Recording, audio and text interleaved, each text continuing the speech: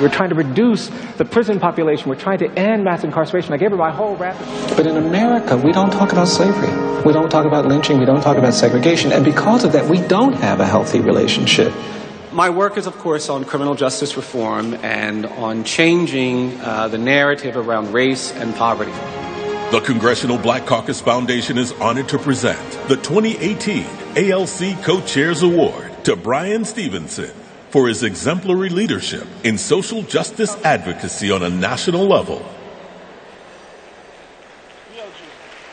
Senator Kamala Harris will present the second ALC Co-Chairs Award to Bryan Stevenson.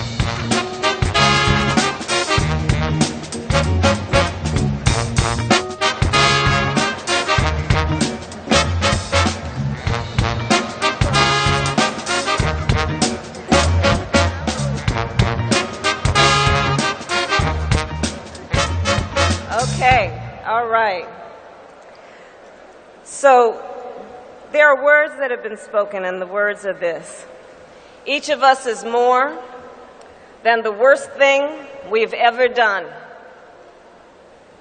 Those are the words of Bryan Stevenson, one of our generation's great truth tellers.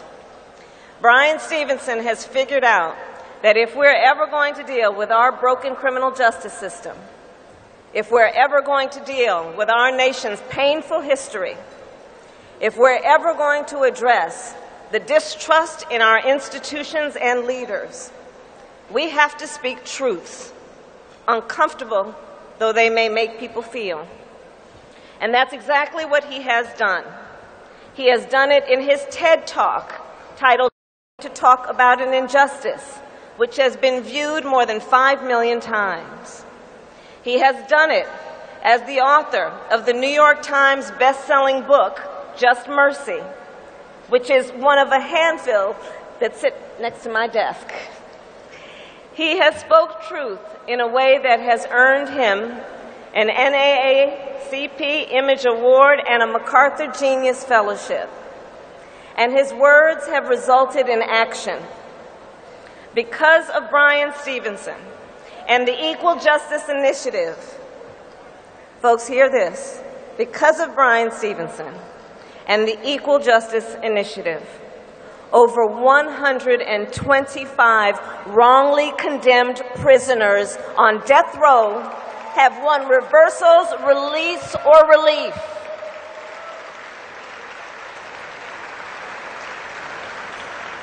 And he didn't stop there. Bryan realized there needed to be a physical reminder of one of America's darkest truths, a legacy of lynching and racial terror. So he became the driving force behind the powerful new memorial in Montgomery. Bishop Desmond Tutu has called him, quote, Bishop Tutu has called him, quote, America's young Nelson Mandela. And I am proud to simply call him a friend.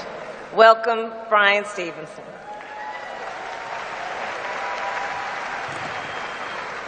Thank you.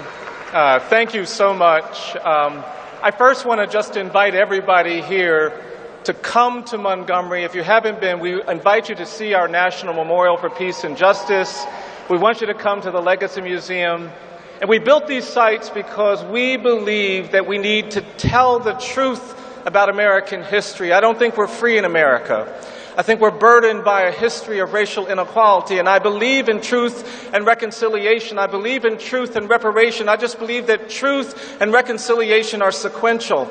You got to first tell the truth before you can get to reconciliation. And so I'm grateful that the Congressional Black Caucus has invited me here tonight because they're going to stand with us in this education problem. We've got to teach some things to our country. We've got to teach America that we are still burdened by a history of racial inequality. We're not free yet. There is smog in the air created by the legacy of slavery. We've got to teach this country that the great evil of American slavery wasn't involuntary servitude. It wasn't forced labor. I believe the great evil of American slavery was the narrative of racial difference that we created to justify enslavement. They made up these lies that black people aren't like white people. We're not fully human. They got the court to say we're 3/5 human. They ignored our pain. They didn't pay attention to our victimization. And because of that, we're continuing to struggle. And we didn't really deal with this problem, this narrative of racial difference, this ideology of white supremacy. And when you read the 13th Amendment, it talks about ending involuntary servitude. It talks about ending forced labor, but it doesn't say anything about ending this narrative of racial difference. And because of that, we've got to teach America that slavery didn't end in 1865. It just evolved. It turned into decades of terrorism.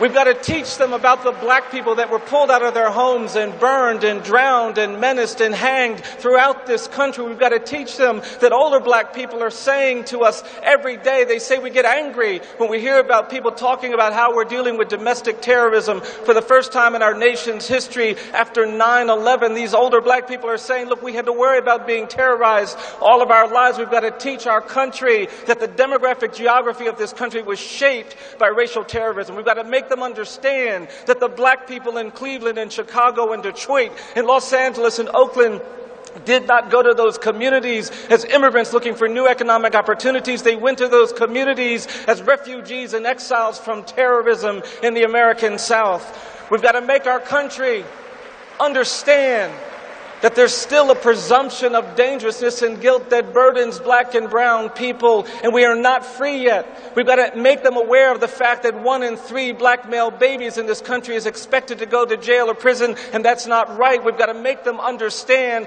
that we have a criminal justice system that treats you better if you're rich and guilty than if you're poor and innocent, and that's not right. And so I'm grateful that the Congressional Black Caucus we'd give an award to somebody like me. I'm just a lawyer trying to do my thing, but nevertheless, I am persuaded that we can make a difference in this country.